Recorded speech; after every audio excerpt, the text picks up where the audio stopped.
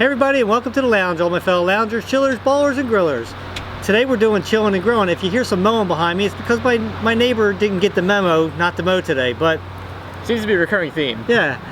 Anyway, what we're going to make today is we're going to make a Rotelle pasta with grilled chicken. We're going to have some kale in it, and some mozzarella cheese. And obviously sauce. And of course some sauce, yeah. We're not telling them every single ingredient, because there's going to be salt, pepper, like all that, but I'm not going to do all that. You're going to see all the ingredients as soon as we go in the house, which we're going to head in right now. So wait. What? If you're saying we don't need to say the ingredients because they're going to see it anyway, then... I'm only telling the main things, Tom. The pasta, the grilled chicken, the kale, and the mozzarella, alright? Alright. It's one of those days. Okay, so we have quite a few ingredients to go over here. First of all, we have our kale. We have 2 yellow onions. We have our Rotelle pasta. Of course, it could be any sort of pasta, right? You can, but Rotelle is going to hold the flavors a little bit better. You can use fusilli. You could use petty pasta, whatever you want. But we're going to go with these. We got garlic. We have some oregano, some Panko breadcrumbs, plain, not Italiano. Some diced tomatoes, some crushed red pepper, some basil. We have our mozzarella cheese, and we have some olive oil, some salt, pepper, and some garlic powder that I'm going to use that to grill the chicken. That's all I'm going to do. Is I'm going to drizzle a little bit of olive oil on it, and then put some salt, pepper, and garlic powder on the grill, on the chicken. Not on the grill, on the chicken, on the grill. And that's basically it. Wait, you mean you're not supposed to salt and pepper your grill directly? No. But so the first thing we're going to do is I have water already going for the pasta. And what we're going to have over here is I'm going to take this and I'm going to start grilling the chicken to get that all done. And then we can start the rest of it. So anyway, we didn't use all the Rotelle pasta. How much did we use exactly? About 3/4 of the box, 12 ounces. 12 ounces, and this is a 16-ounce box. Who said that? Oh, I heard somebody. Anyway, we only use 12. Probably the ghosts. We only use 12 ounces of that. We eye it up. I mean, it's just, you know, just use almost the whole box. Okay, so what I'm going to do is I already drizzled some olive oil on these, and I left them on a cotton board and everything. So now I'm going to sprinkle a little garlic powder on these. Let the wind take some of it, as you can see. I'm going to put some salt on it. Shoulder. And I'm going to put some pepper on it. Now, you might be like, why is he doing it there? Because now this is on that side, right? Then when I put these on the grill, I'm going to put that side down, and then I can do the other side while it's on the grill. Makes it easier.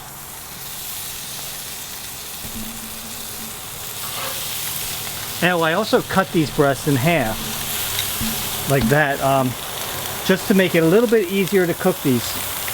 So they cook a little bit faster that way. So what I'm going to do now is take my garlic powder, sprinkle a little bit on there, and then put some salt and his friend pepper.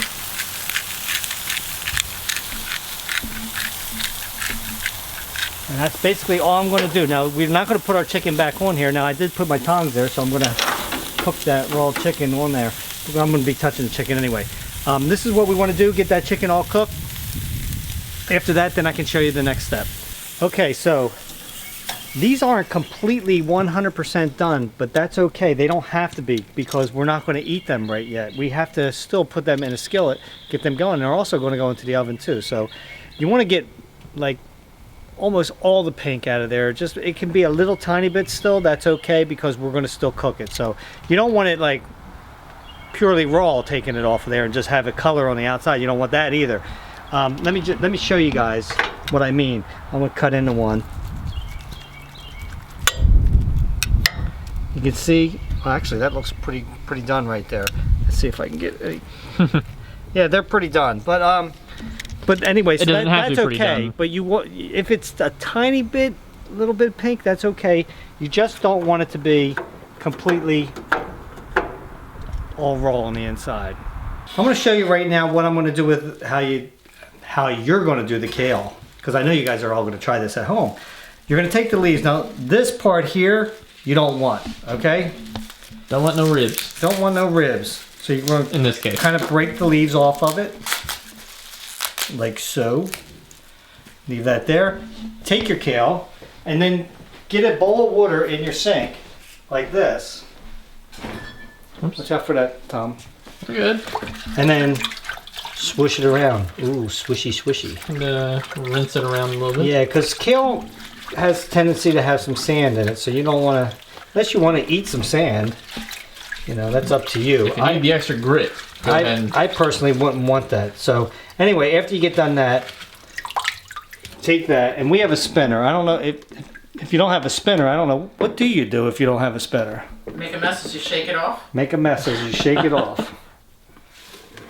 So anyway, so we're gonna put that in the spinner.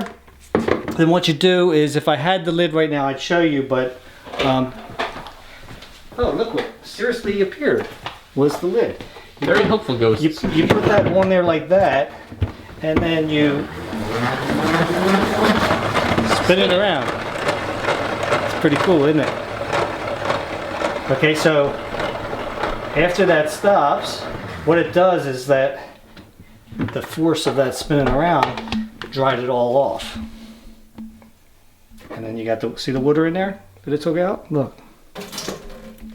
What are you showing the camera on me for when I'm putting water in the You're sink? gonna dump the water out. Anyway, that's how you do kale. All right, so what we want to do now is we want to cut some of this kale up. You don't want a big giant leaf chunks all over there, so we're going to go like that. And You're gonna want to crunch it all in your hand. crunch it. Just crunch it, and then you can go the other way if you want to.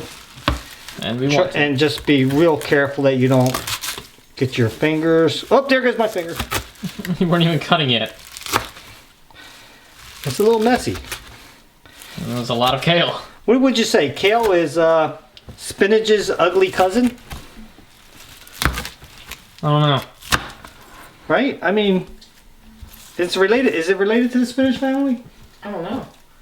We don't know. So we're not going to Even pretend. the ghosts don't know. Yeah, that I heard something. Anyway, so that's what you're going to do. You're going to cut it there. It doesn't have to be real A fine. lot of kale, don't we? That's a lot of kale. I don't think we're going to need all this kale, but that's a lot of kale. So there we go. And then we're going to do the next step. So now I'm going to cut the chicken up. Now remember, this not necessarily is all the way cooked. So if it isn't, do not, after you're done, put your hands to your mouth. Make sure you wash your hands. Okay, and I'm going to cut these in pieces probably Bite-sized. about like right? that size right there. What about bite-sized, Yeah. I'd say. And I'm going to cut this up. Now again, I don't know that I'm using all this chicken in there. Tom will put up the exact amounts in the description, right, Tom? Sure. Make it sound like it's a chore. I didn't make it sound like a chore. You did. You just made it sound like a chore by going, sure. Yeah, but you say it like he's gonna do that, right? Well, because I know that you don't like doing that. We don't just say that. Do you like doing that, Tom? It's fine. Yeah. He loves typing all that in the description, so he'll put it there in the description for all you guys, so you guys will know how much you're gonna need. The pasta is all done. As you can see, we just had that sitting in the pan now, keeping that warm. Now in a skillet like this, we're gonna put about 2 tablespoons, which is glug, glug, glug, glug, glug. All right, we're gonna get that on medium. It's a few too many glugs. Too many? I think that You was. did like 5 of them right there. No, I didn't. I did 2 glugs. You said 5 though. We're gonna put it on medium. I'm just yanking your chain. Don't worry. I'm gonna get my onions in there. Get them going. All chopped up. And we're gonna wait until they get a little bit softened before we start adding our spices in there. Alright, I just want to tell you guys that I know I said outside about it not being done, you know, and you could be a little bit not done, you cook it with your onions and everything. Our chicken actually got done perfectly, if I say so myself. To the point where now I can just put it right in with the pasta, and we're going to just put that in the pan. Even if it's not 100% done, it's still going to be going in the oven. Right. So we can put that in there. We Not can. gonna be in the oven for that long. It should be cooked all the way before it goes in the pan. in the oven. You want it cooked all the way, so if it's not cooked all the way on the grill, then put it in your pan with your onions and cook it all the way. Alright then. Okay, so the onions have been going for a while now. They're not completely done, but it's time to add our spices in here. We have 2 teaspoons of basil. We have about 4 cloves of minced garlic in here. We have 2 teaspoons of oregano, dried oregano, in there. We're going to mix them up here. Just throw some onions at my feet, because sometimes I like onions at my feet. And then I'm going to put. Everybody needs a good foot onion. I'm going to sprinkle a little bit of the crushed red pepper on there. Not a whole lot, because we're not a spicy kind of family. We like a little spice, but not too much spice. It's just a little spice, not too much. We're going to get them going until they're nice and soft. Okay, I just want to let you guys know that if it looks a little dry, just pour a little bit more olive oil in there, and that's what I did, because you don't want anything to burn in here. You don't want the garlic to burn, because garlic kind of gets bitter when it burns. So just make sure that it looks like it's nice and well lubricated. Okay, so now they're not translucent all the way, but they're pretty close. We're going to take some kale, not all of it at one time, but we're going to put that in. Now that looks like a lot, right? So you're going to put that in the pan. Keep in mind that a lot of that's water. A lot of water. Water? Water. Water. Water. Water. What are you asking me? Water. And you're going to be turning this over. You're going to be turning this over. We want to get that until it looks like it's all wilted down, and then we're going to add some more into it. Let's get that going a little bit. And there's something you're forgetting in there. Is there? Isn't there something you're supposed to be adding? Oh, don't forget. See, people start talking to me, I start messing up. But I need to get some salt in there, because salt does the body good, especially if you're got high blood pressure, like some people. And you can throw a little pepper in there if you want to. I'm not going to put very much in there, but we're going to salt and pepper that. And then we got to get another batch in when this gets wilted down. So look at this right here, and that shows you how much. I mean, you saw how much there was. Now it looks like it all just like disappeared. So now I'm going to stick another batch in. Try not to make too much of a mess here.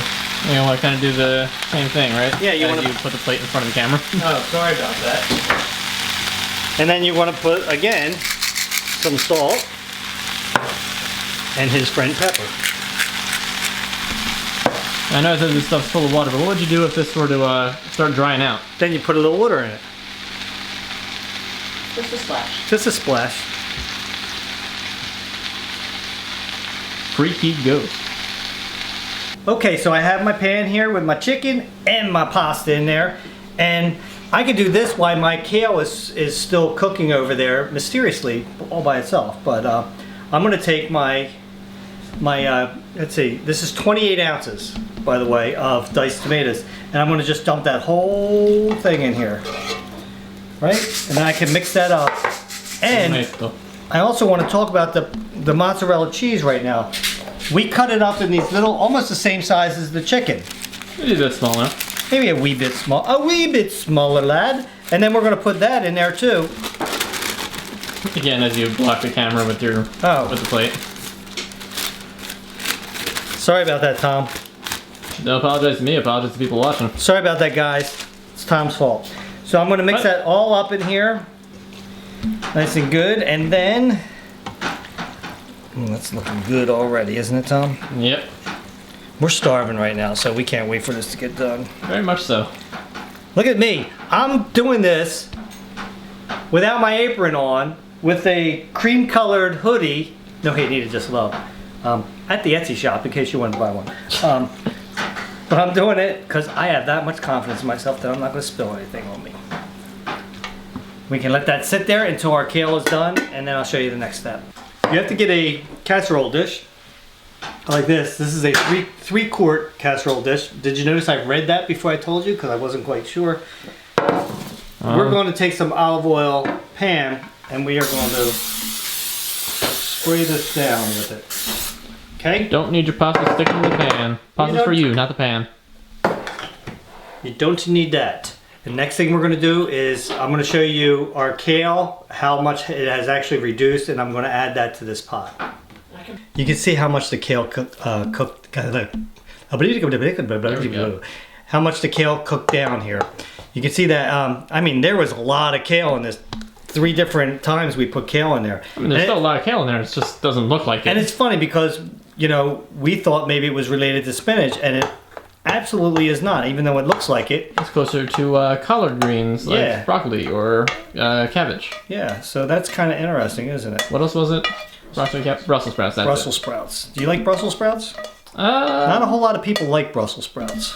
I haven't had them recently, but I think when I did have them, I didn't. They're okay. I mean, I'm not a big fan of them. It's like basically I can eat like 1 of them, and that's about it. I can eat a few, I think. So I'm gonna. It's been a while. You're gonna mix this all up nice and good, like this, and then I'll show you when we go to put it in the pan.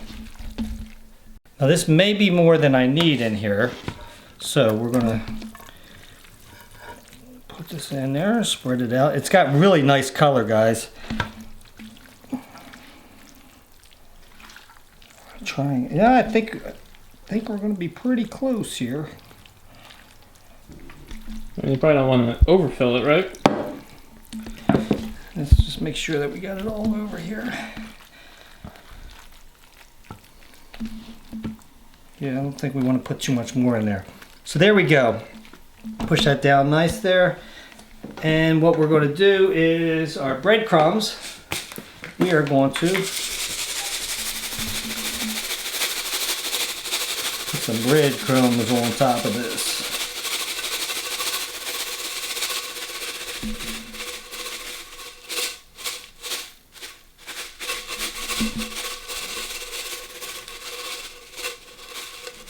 Having fun? Now we're going to pop this in a preheated oven at 400 because I probably forgot to tell you guys that. So we have that at 400 and we're going to put this in there for 8 to 10 minutes.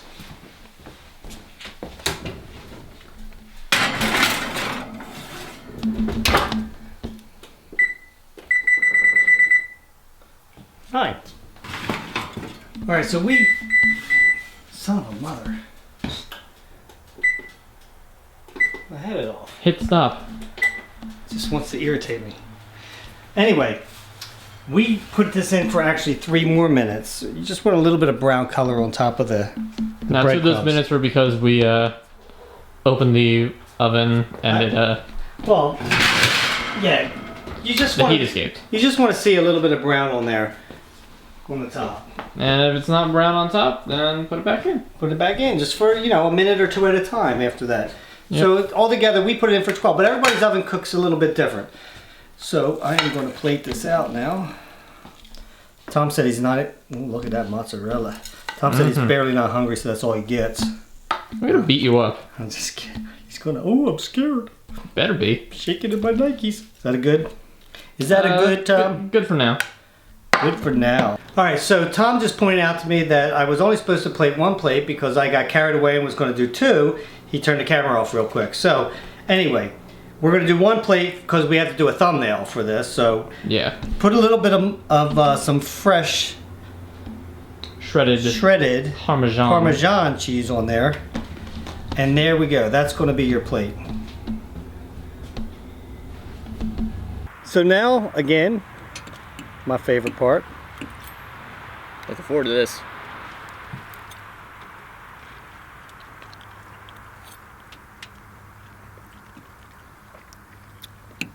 This is really good.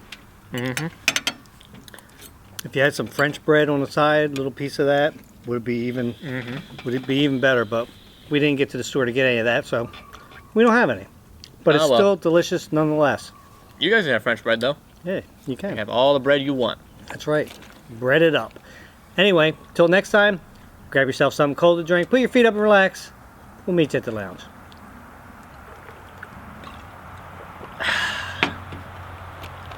Making sure you're actually on time this time. I don't feel like messing you up that time. Uh-huh.